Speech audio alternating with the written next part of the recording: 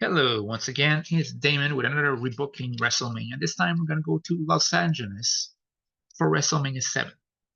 Now, it's also a great WrestleMania that was very important. You have The Undertaker's debut, you have the retirement match with the Ultimate Warrior and Randy Savage. You had, at that time, a record from Hogan winning his first ever third time WWE title. And yeah, the first blindfold match. I'm looking whatever first they were. You had LOD's first WrestleMania, you had Demolition's last ever WrestleMania, Andre Giant's last WrestleMania appearance, and there was a lot of important stuff on that card. And there's things I want to keep, and there's things I want to change. Without further ado, okay, I would start WrestleMania with the British Bulldog facing and defeating the Warlord like he did in real life. That'd be the first match of night one.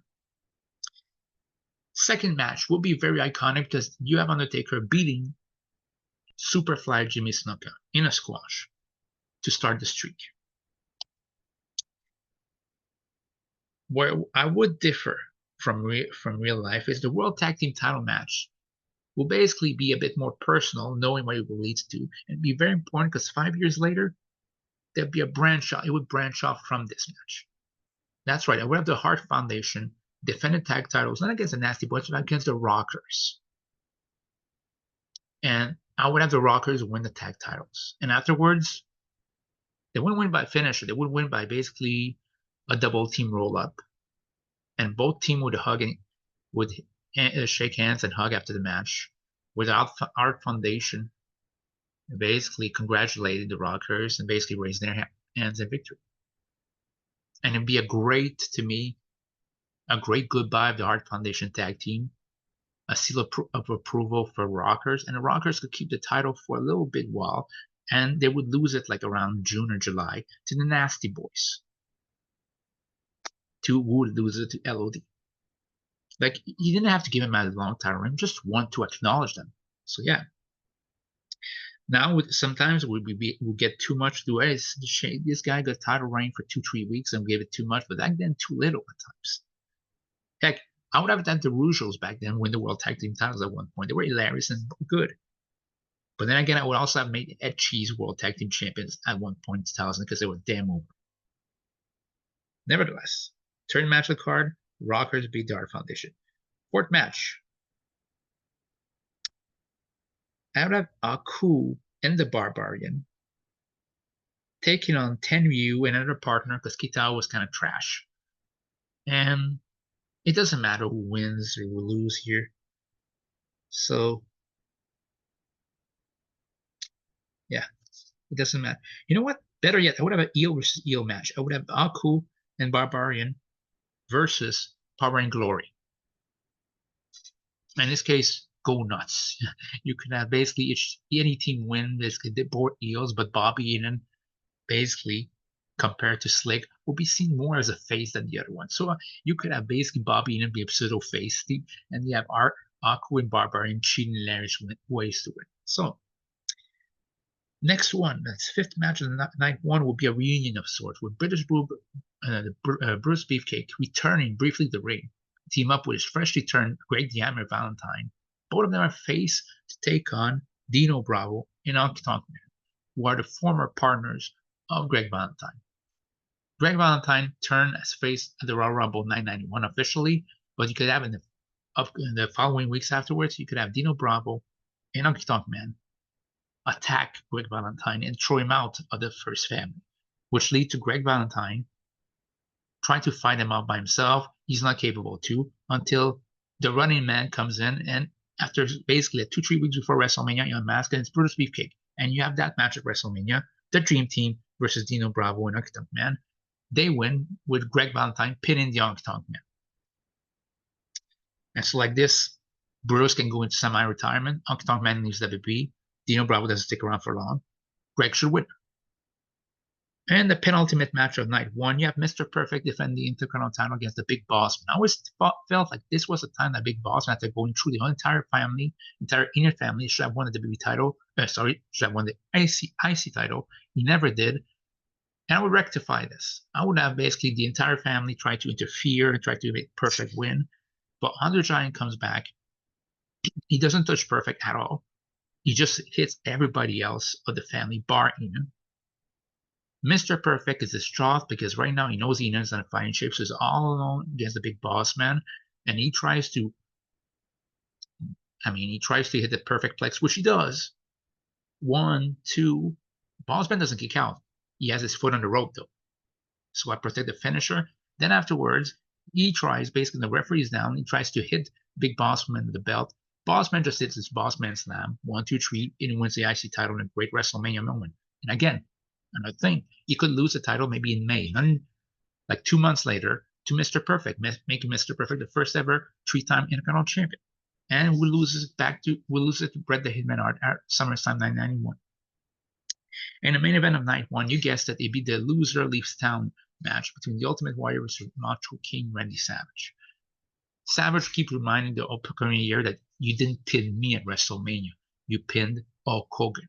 And you did it because of me, because yes, you had 2 splash, but I had a elbow drop on Hulk Hogan first, just like I did to you. And the combination of all this is the reason why you were WWE champion. And it leads to Warrior losing the WWE title to Slaughter Raw Rumble 991 as in real life, and it leads to this match as in real life. And like as in real life, it's the same outcome. Savage loses.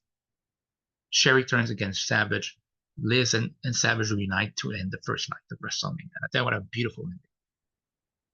Second night, you would have, let me check what I just wrote. Okay. Second night of WrestleMania, I would start off the night with LOD versus Demolition. Smash and Crush, with maybe Axe in their corner or maybe not. But that's the only loss of Demolition at WrestleMania. And after the match, both of them, Smash and Crush, they don't fight, but you can see them done agreement, and it's the last time they ever got together as a team. It's like, never mind this. Yeah, they don't fight, but you know the team has been broken up. And and the commentators make it a big deal to mention that Demolition is over. It's kaput. Then, as in real life, you have Kerry Von Erich versus somebody. So basically, in this case, we said Kerry Von Erich.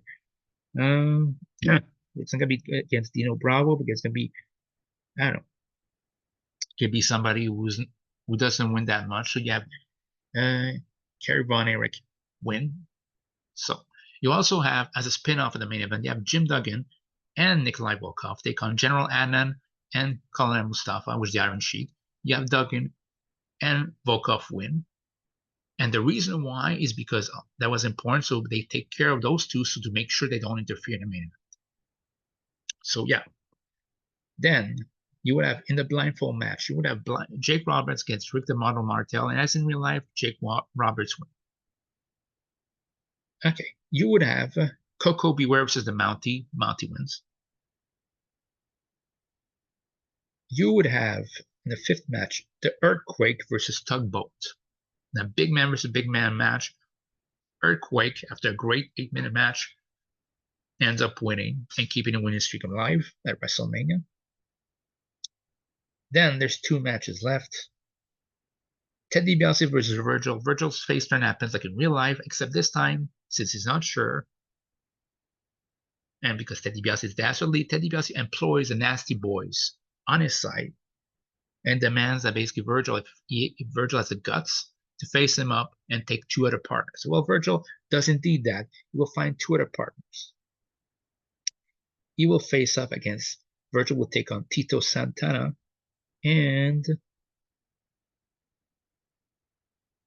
he will team up as well. It will be Tito Santana and his other partner. In the WrestleMania 7 sheet. Yeah, you would have Tito Santana and Kerry Von Erich, who won a very, very easy match against, could have been Kerry Von Erich versus Brooklyn Brawler. So now he comes back. He's doing double duty at WrestleMania. And unfortunately for the face team, a Tito Santana accidental flying forearm hits either Virgil or it's I would say Kerry Von Erich. The Nasty Boys take care of Tito and Virgil, and DiBiase pins Kerry Von Erich for his team to win. And at this moment, we keep mentioning, it's mentioned that Tito Santana's losing streak at WrestleMania. He's very unlucky at WrestleMania. It's the worst record at WrestleMania. It's mentioned, and you could see Tito being frustrated, like he's trying to win. And after a match, you have an argument that comes to blows between Tito Santana and Kerry Von Erich. No one is officially ill, but it comes to blows there. So that'd be the penultimate match. And in the main event, like in real life, will be Hulk Hogan facing and defeated Sergeant Slaughter for the WWE title. For this time, be a four-time champion. Four-time champion. Because spoiler alerts, I'm not having him beat The Undertaker. Hulk Hogan will not beat The Undertaker when he loses the title to him. He's not. But I want his fourth-time title reign to happen there. So yeah, that would be the main event. Is still Hogan beating Sergeant Slaughter to win the WWE title. So that would be my WrestleMania 7 entry in 2 nights. Let me know what you think down comments down below.